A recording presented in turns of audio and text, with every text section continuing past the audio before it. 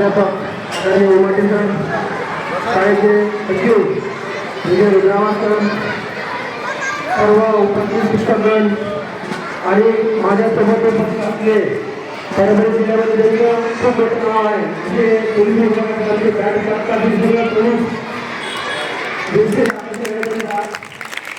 तुम्हाला पोलीस विभागामध्ये अशा पद्धतीचे प्रात्यक्षिक असताना गुण वापरले जाते आणि जवानांचा उत्साह कसा वाढवला जातो त्याचं मोटिवेशन उदाहरण म्हणजे आमचं सगळं बँड पद्धत आहे.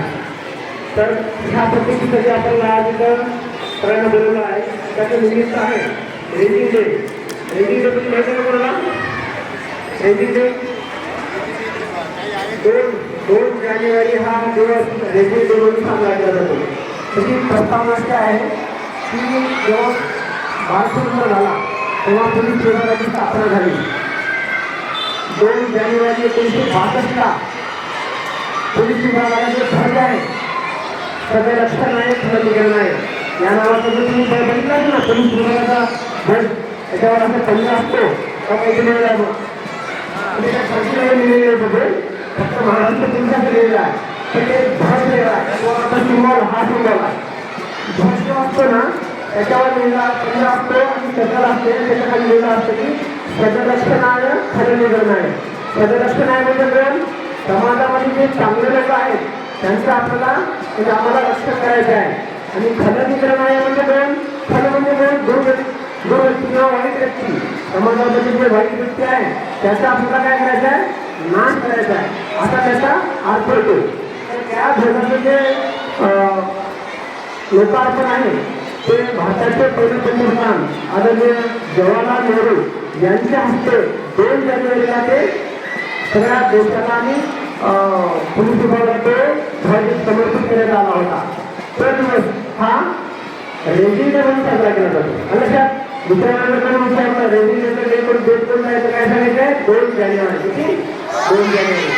तर त्यानिमित्त आपण हा जो आठवडा आहे 2 जानेवारी ते आता 9 जानेवारीपर्यंत तो रेजिंग डे सप्ताह साजरा केला जातो. यामध्ये आपण सगळ्या विद्यार्थ्यांना शाळेतल्या असतील कॉलेजमध्ये असतील त्या सर्व विद्यार्थ्यांना पोलीस विभागाची ओळख करून देतो. आता तुम्ही वेगळं कुठून पोलीस विभागात जाऊ शकता का? आहे का?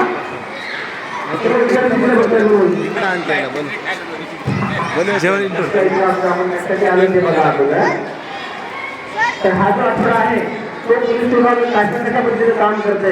पोलीस विभागामध्ये कुठले प्रकारचे वेपन वापरले जातात, पोलीस विभागामध्ये कुठल्या प्रकारचे अधिकारी अंमलदार हे काही काम करतात किंवा कशा प्रकारचे ते वेपन वापरतात किंवा कार्यपद्धती कशी करते. एखाद्या व्यक्तीला पकडल्यानंतर आपण जेलमध्ये टाकतो तर ते कोठडी आहे ती बघायला पाहिजे तुम्ही. तर तुम्हाला आम्ही त्या दिवशी आमंत्रण देऊ पोलीस बघण्यासाठी. तुम्ही आवर्जून या. तुम्हाला कोठडी दाखवू, वेपन दाखवू. ठीक आहे. पोलीस विभाग कसं काम करते हे तुम्हाला लक्षात आलं पाहिजे. यासाठी हा आठवडा जनजागृतीसाठी आहे. तर आज विशेष आकर्षण म्हणजे आपण पोलीस विभागामध्ये जे 15 ऑगस्ट आणि 26 जानेवारी आणि 17 सप्टेंबर या दिवशी जे झेंडावंदन होते म्हणजे पोलीस परेड होते. काय होते? Police parade. तर त्या परेडमध्ये जे संचलन करतात अधिकारी अंमलदार तर ते संचलन हे बँड पथकाच्या धुनवर करतात. तुम्ही त्यावेळेस म्हटलं की पडतात नाही हे वाजवतात त्या स्थानीवर आम्हाला चालवलं लागतं. त्यामुळे यांचं महत्त्व खूप जास्त आहे. एखादं आपण गाणं म्हणतोय नुसतं गाणं म्हणलं झालं आणि त्याला संगीत बदल केल्यानंतर गाणं आवाज बरं वाटतं ना कसं आहे. आमची जी परेड करते ती ह्यांच्या धुनवर करते. त्यामुळे पोलीस विभागामध्ये महत्त्वाचं डिपार्टमेंट महत्त्वाची भूमिका जी आहे ती आमच्या पोलीस विभागाची आहे. तर त्या दृष्टीमधून आज तुम्हाला ते भक्तिपद गीते म्हणजे जे देशभक्तीपद गीते आहे त्याच्यावर तुम्हाला धूप वाचून दाखवणार आहे. तर ते तुम्ही चांगल्या चित्तानं ऐकून घ्या आणि त्याचा आस्वाद घ्यावा यासाठी आम्ही ते आलेलो आहोत. परत तुम्हाला सांगायचं विद्यार्थी जवळ आहेत सगळे विद्यार्थी किती विद्यार्थी 5वी ते 7वी. चला तुम्हाला पोलीस विभागाकडून व माझ्याकडून पुढच्या भविष्यासाठी खूप शुभेच्छा. खूप शिका, चांगले विद्यार्थी व्हा आणि आपल्या महाराष्ट्राचं देशाचं नाव उज्ज्वल करा. कारण मागे मी 2 कार्यक्रम घेतले त्याच्यामध्ये मला असं आढळून आलं की तुमच्या शाळेचे विद्यार्थी खरंच खूप सुंदर प्रश्न विचारले. आता मी दुसऱ्या कॉलेजचं नाव सांगणार नाही तिथे आम्हाला कोणी प्रश्न विचारले नाही पण तुमच्या शाळेच्या विद्यार्थ्यांनी खूप प्रश्न विचारले की जी जिज्ञासू वृत्ती आहे तुमच्या सगळ्यामध्ये.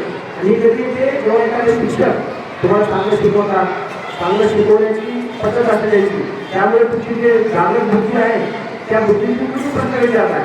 तुम्हाला जर काही आवडत नाही तर तुम्ही काय विचारता? तुम्हाला विचारणारे कोणी पाहिजे ना, आणि चांगले शिक्षक पाहिजे तुम्हाला शिकवायला, तेव्हा तुम्हाला ते प्रश्न विचारावं असं वाटतं. तर मला हा खूप चांगला अनुभव आला बरं दोन शाळेमध्ये. कुठलेही तुमच्या शाळेच्या विद्यार्थ्यांनी खूप चांगलं प्रश्न विचारले. खूप अभिनंदन व पुढे आयुष्यासाठी पोलीस विभागाचे शुभेच्छा. आता आपण बँड ऐकणार आहोत. धन्यवाद सर.